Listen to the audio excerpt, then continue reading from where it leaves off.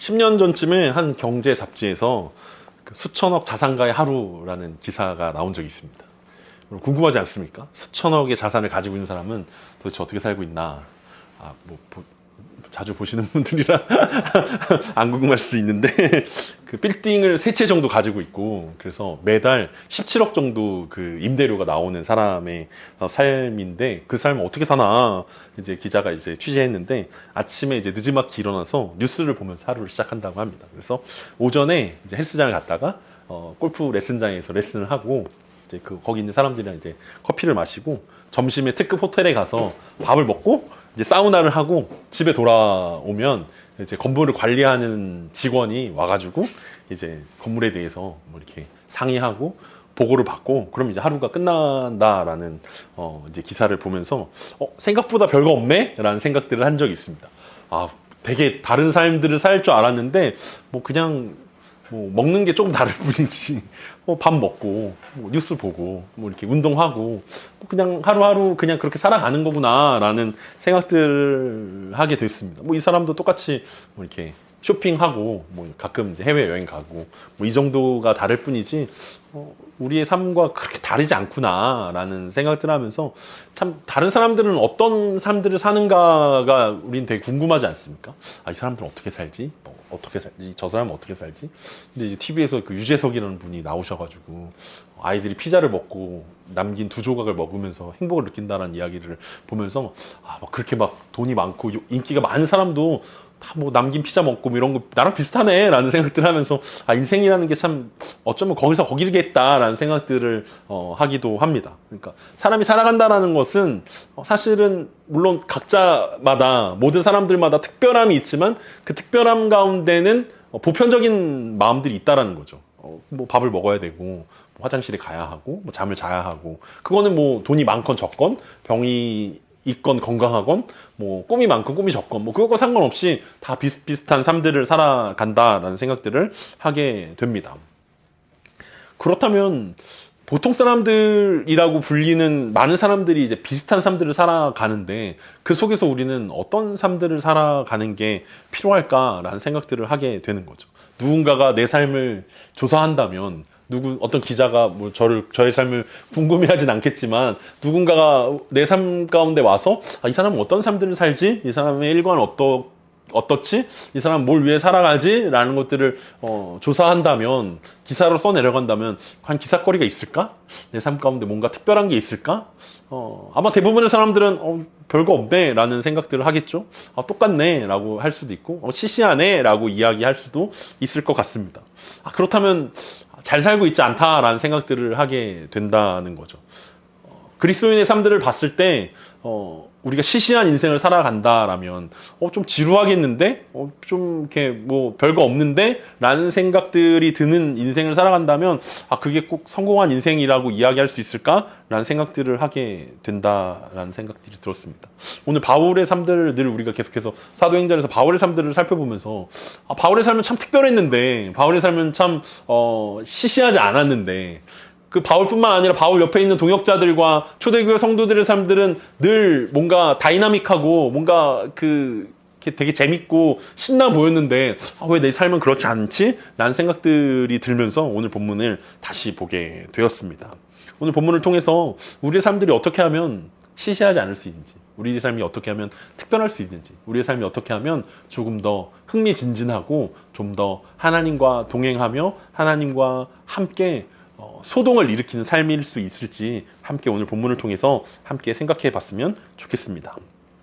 23절입니다. 그때쯤 되어 이 도로 말미암아 적지 않은 소동이 있었으니, 이 하나님이 기뻐하시는 그릇으로 바울과 그의 동역자들 그리고 그의 교회 공동체가 빚어지고 있는 상황 가운데 승승장구하던 에베소 교회 가운데 문제가 생겼습니다.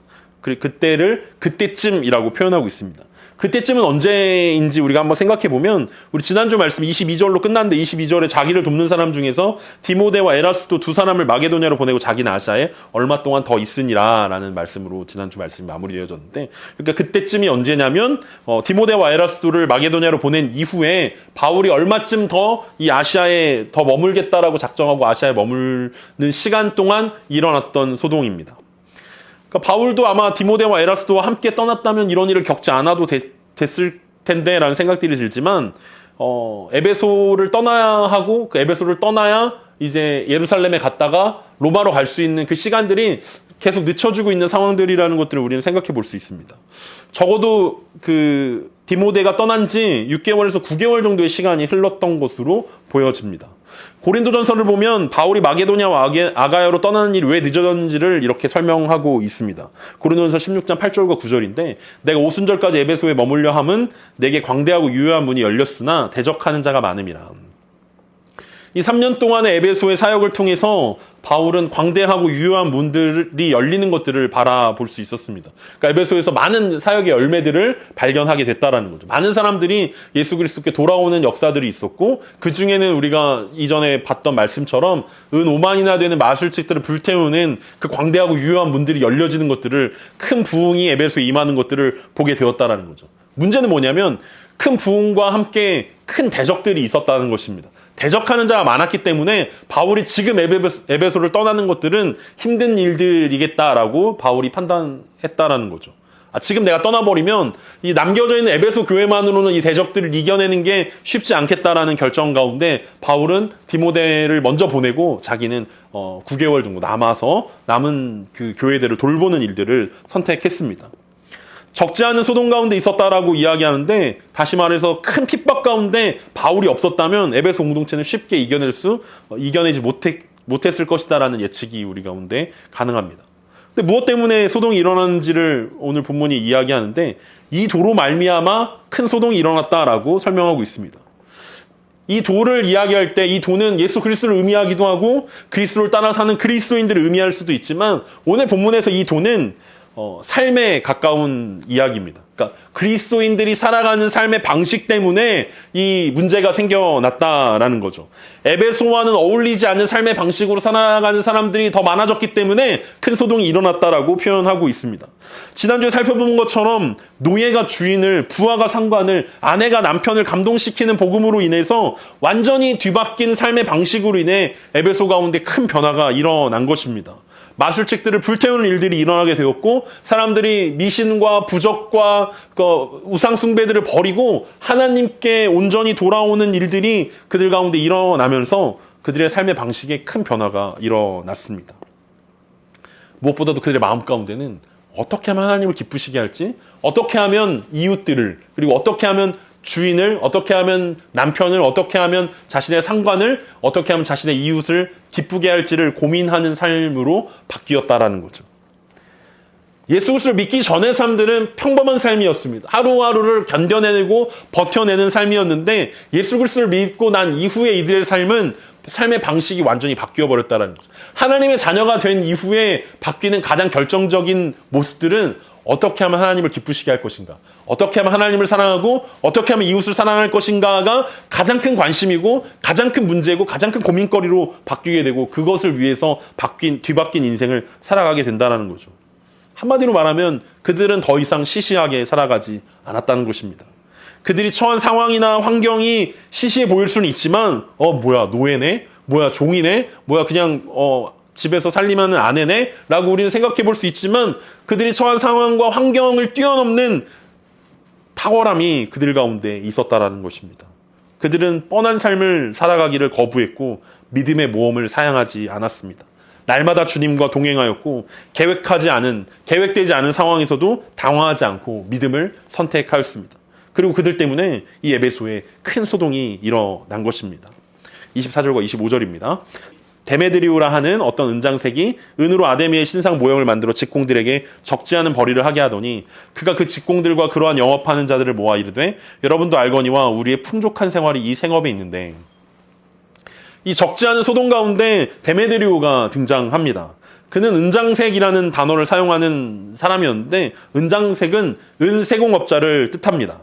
그는 은으로 아데미 신상의 모형이나 신전 모형을 만들어 파는 사업을 하는 사람이었습니다. 그는 기술이 아주 뛰어난 사람이었고 그의 사업장에는 많은 기술자들이 많은 벌이를 하고 있는 사장님이었습니다. 아마 그는 이 길드, 연맹을 운영하고 있었는데 전국 은세공업자 협회, 회장 정도 되는 위치에 있었던 것으로 우리는 오늘 본문을 통해서 생각해 볼 수 있습니다. 그러니까 모든 그 은세공업자를 모아놓고 이런 연설을 할 정도면 아마 길드장, 그러니까 협회장 정도 되는 위치의 사람이었을 거라고 우리는 추측할 수 있습니다. 그는 자신의 잘 나가는 사업에 찬물을 끼얹는 바울과 제자들의 모습이 마음에 들지 않았습니다. 무엇보다도 이제 그 바울이 앞서 고린도전서에서 오순절까지 에베소에 머물러야 된다라고 이야기했던 것은 오순절쯤에 이 아데미 여신을 위한 축제가 열리게 되는데, 그러니까 드리오의 입장에서는 이 축제가 성수기인데 이 성수기 앞에 바울과 제자들의 이 변화된 삶이 자신들의 돈을 많이 벌어야 되는 대목을 못 벌게 하는 약간 방해꾼으로 그들 가운데 느끼게 되었다는 거죠.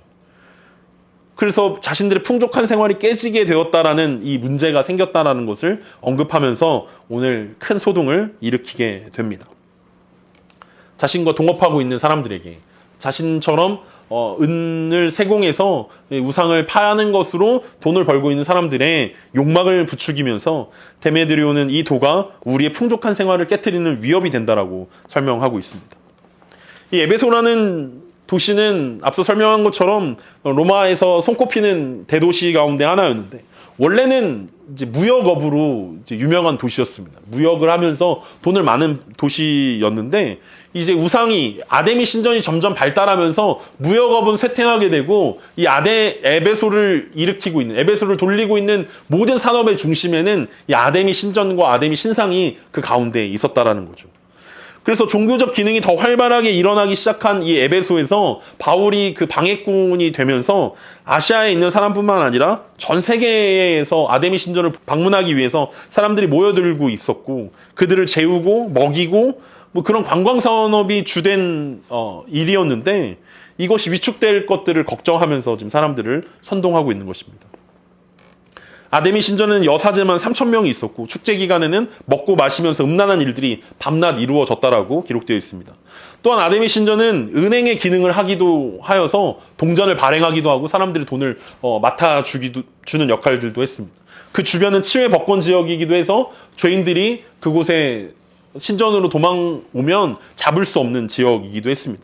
그러니까 에베소에 있는 모든 사람들은 아데미 신전 때문에 살아간다고 해도 과언이 아닐 정도로 이 에베소라는 도시 전체는 아데미가 없으면, 아데미 여신이 없으면 움직이지 않는 도시가 돼버렸다라는 거죠.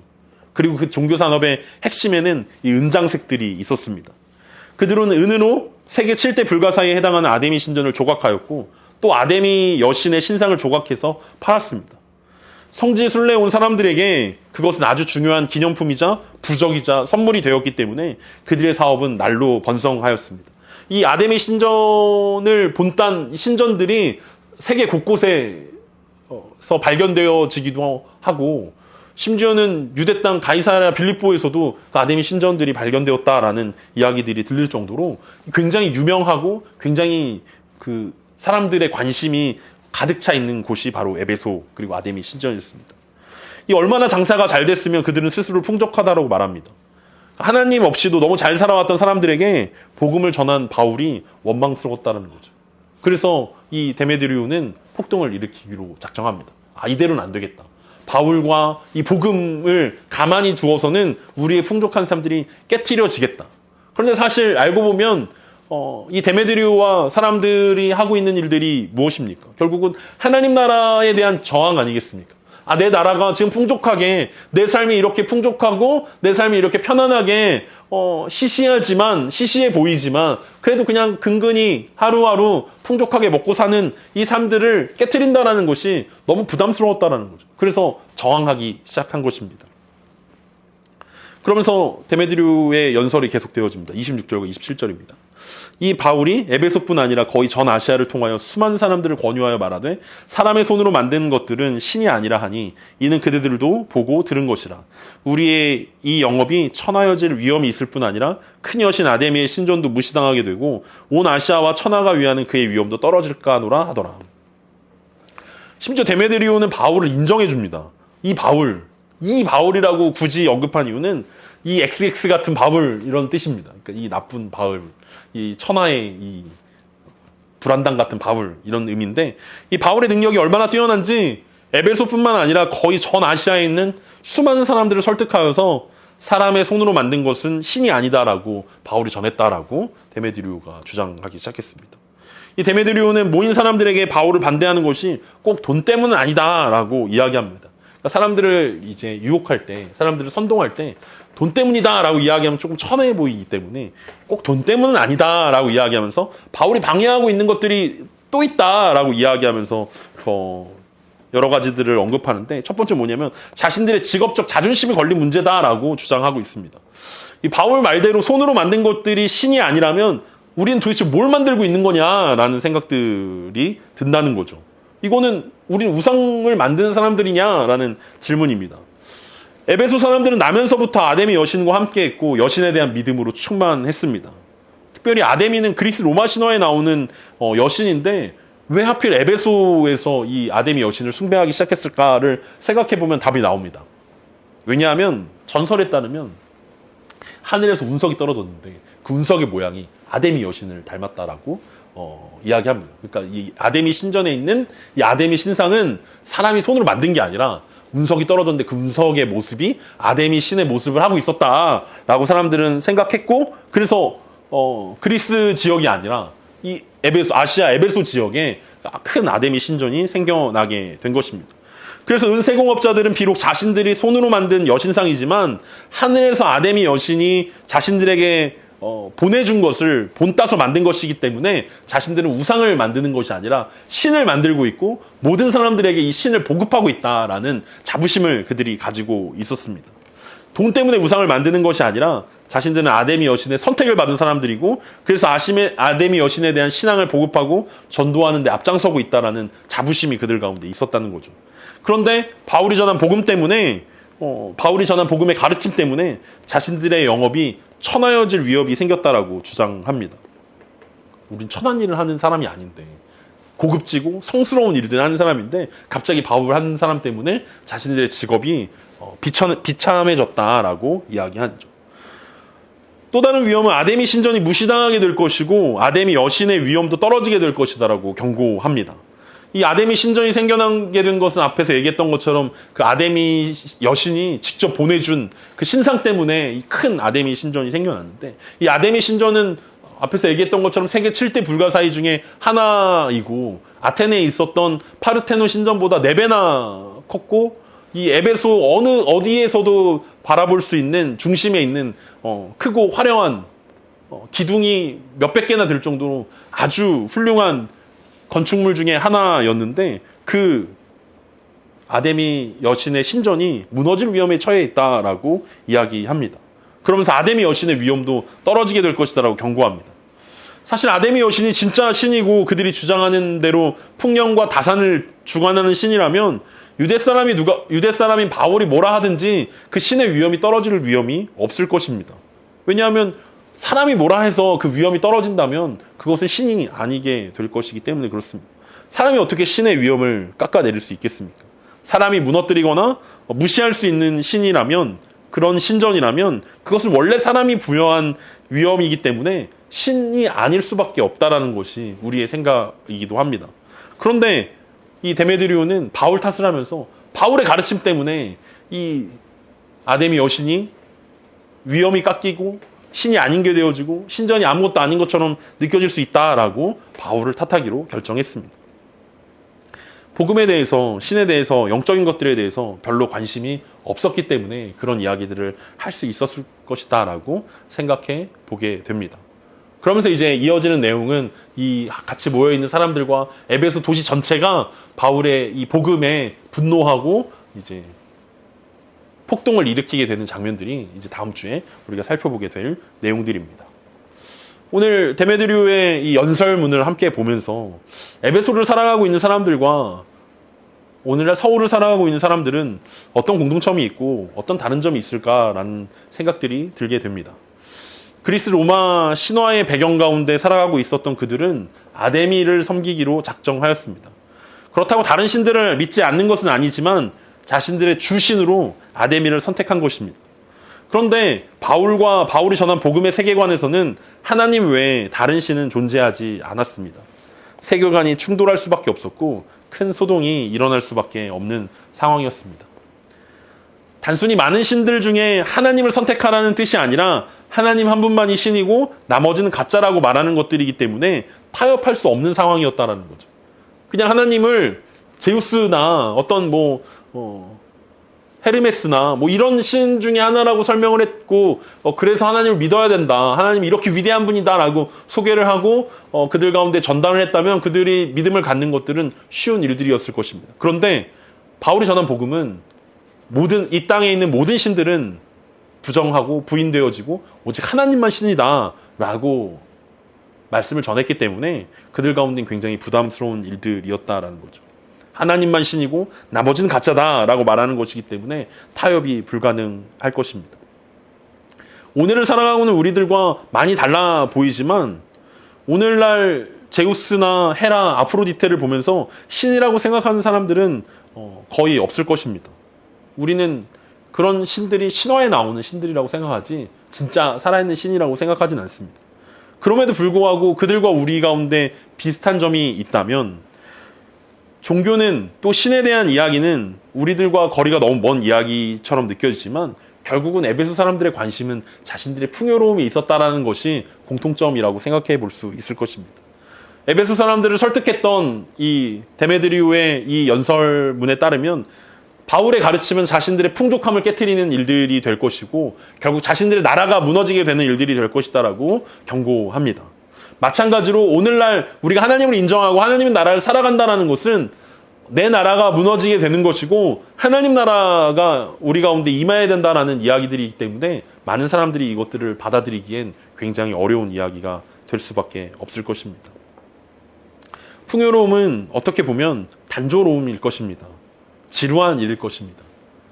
어떻게 보면 시시한 일들이라고 이야기할 수 있을 것입니다. 매일매일 하루하루를 돈을 벌어야 되기 때문에 살아간다면 그것이 우리 삶의 목적이고 그것이 내가 생각한 내 나라를 세워가는 내가 행복해지고 우리 가정이 편안해지고 내가 좀 노후에 풍요롭게 잘 살려면 지금 돈을 버는 것 그리고 그것 때문에 세상을 살아가는 것 그것이 마땅한 일이야 라고 생각하는 것이라면 굉장히 슬픈 일이 될 것입니다. 믿음의 형제 자매들인 하나님의 사람들조차 그것이 우리 삶의 전부인 양 그것이 우리 삶의 가장 중요한 일이 돼버린다면 우리 인생은 되게 슬픈 일이 될 것입니다. 하나님은 우리에게 믿음의 모험을 싸우라고 말씀하고 있습니다. 믿음의 소동을 일으키라고 말씀하십니다. 초대교회는 불안정했고 로마가 교회를 공인하면서 안정적이 되었습니다. 초대교회는 건물도 없었고 돈도 없었고 성도도 없었지만 로마 교회는 건물도 생기고 돈도 생기고 성도도 많아졌습니다. 근데 초대교회 때는 은과 금이 없었고 예수 그리스도의 능력이 있었다면 로마 교회 때는 은과 금이 생기면서 능력이 사라졌던 것을 우리는 사도행전을 통해서 살펴본 적이 있습니다. 그러면 우리는 어떤 것을 선택해야 할지 우리가 고민해 봐야 할 것입니다. 믿음 없이 풍요로운 인생을 선택할 것인지 믿음으로 소동을 일으키는 인생을 살 것인지 오늘 우리 가운데 하나님은 선택의 문제라고 이야기하고 있습니다. 데메드리오와 그와 함께했던 사람들은 예수님을 믿는 믿음을 갖는 것이 무서웠습니다. 경제적인 이유, 종교적인 이유, 민족적인 이유로 복음을 거절했습니다. 왜냐하면 그들은 그들의 삶 가운데 하나님의 나라가 들어오는 것이 그들 가운데는 굉장히 큰 부담이었고 두려움이었기 때문에 그렇습니다. 내 삶이 망가지는 거 아니야? 복음이 들어와서 내 삶을 완전히 망가뜨리는 거 아니야? 내 풍요로움을 다 가져가는 거 아니야? 내가 비참해지는 거 아니야? 가난해지는 거 아니야? 병이 드는 거 아니야? 혹시 로마에서 쫓겨나는 거 아니야? 라는 두려움 때문에 그들은 하나님을 선택하기보다는 그들이 원래 살아가던 단조로운 인생을 선택하였습니다. 마찬가지 이유로 우리 삶 가운데 똑같은 이유로 우리는 믿음의 모험을, 믿음의 소동을 거절하기도 합니다. 너무 열심히 믿어서 하나님 혹시 나를 사역자로 부르면 어떡하지? 너무 열심히 믿어서 내 삶 가운데 광신자처럼 어떤 이단에 빠진 것처럼 너무 복음만 얘기하고 상식이 없는 사람처럼 보여주면 어떻게 하지? 라는 생각들이 우리들 가운데 두려움으로 남아 있을 수도 있을 것입니다. 그런데 이 핑계를 대면서 하나님의 나라를 거절하고 오히려 폭동을 일으켰던 소동을 일으켰던 이 데메드리오와 그의 무리들처럼 혹시 우리가 하나님을 선택하는 것들을 주저하고 두려워하고 있는 갈림길에서 서 있는 것은 아닌지 한번 고민해 볼 필요가 있다는 것입니다. 불확실한 삶으로 나아가는 것은 불편한 일이 될 것입니다. 그래서 우리는 불편함을 제거하기 위해서 풍요롭고 안정되지만 시시한 삶들을 선택하기도 합니다. 이거보다 더 열심히 하면, 이거보다 더 열심히 신앙생활하면 뭔가 문제가 생기는 거 아니야? 뭔가 어려움을 겪는 거 아니야? 라는 생각이 들 때가 많이 있습니다. 그런 거는 목회자들이 사는 삶이지. 그런 거는 선교사님들이나 사는 삶이지. 내 삶에서는 그렇게 살면 너무 안 돼. 너무 부담스러운 일이야. 라고 핑계 댈 때가 많이 있다라는 거죠. 어쩌면 데메드리오처럼 공격적으로 하나님 나라를 부정하고 공격하는 것은 아니지만 우리도 은근히 하나님의 나라를 밀어내고 있는 모습은 아닐지 생각해 봐야 할 것입니다. 요즘 저의 삶을 보면 풍요롭다라는 말이 어울리는 삶들을 살아가고 있습니다. 그 어느 때보다 풍요로운 삶들을 살아가고 있습니다. 경제적으로 여유롭다 이런 뜻은 아닌데 스트레스 받을 일도 없고 여러분들이 저의 속을 썩이는 것도 아니고 제가 특별히 이렇게 스트레스 받을 일도 없고 평소에 이렇게 하루하루 살아가는 것이 참 풍요롭구나, 참 평화롭구나 라는 생각들이 들 정도로 잘 살고 있습니다. 근데 이게 과연 잘 사는 걸까?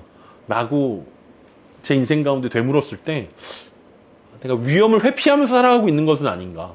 너무 안정형으로 살아가고 있는 것은 아닌가?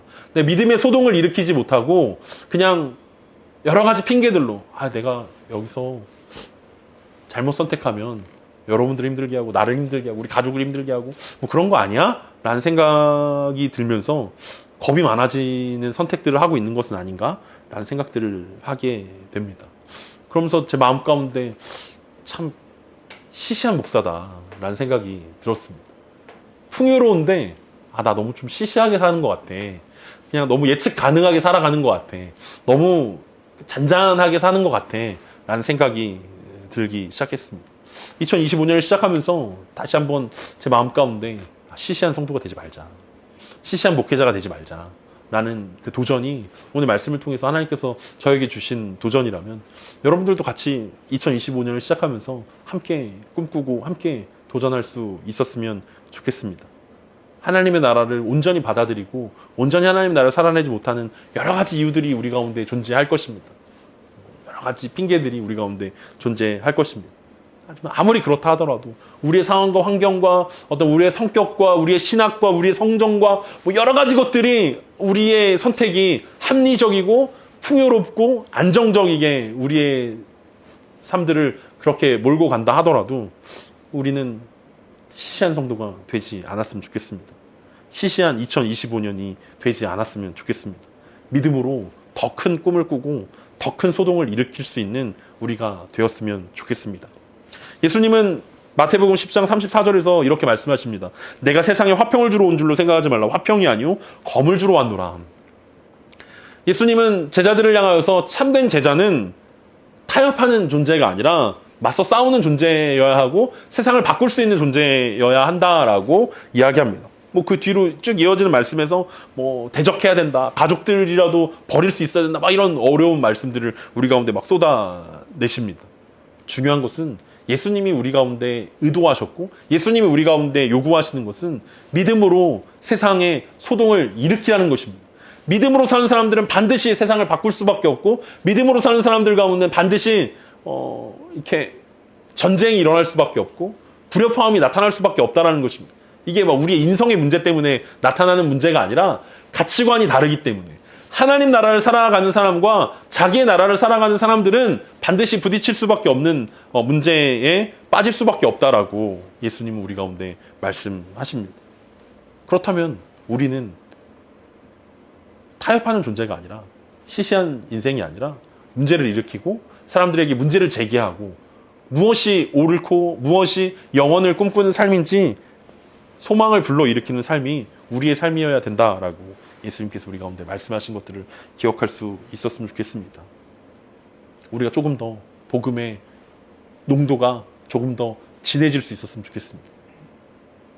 물에 물 탄 듯 술에 술 탄 듯 물과 술을 안 섞어봐서 잘 모르겠지만 어쨌든 그런 이렇게 복음에 뭔가를 타협해서 뭔가 많은 사람들 가운데 익숙하고 많은 사람들 가운데 상식적이고 많은 사람들 가운데 뭔가 이렇게 합리적으로 보여질 만한 뭐 그런 삶이 아니라 복음 때문에 저 정도로? 복음 때문에 저렇게? 라고 사람들 가운데 궁금증을, 사람들 가운데 이상함을, 사람들 가운데 새로움을 자아낼 수 있는 우리의 선택일 수 있기를 간절히 소망합니다.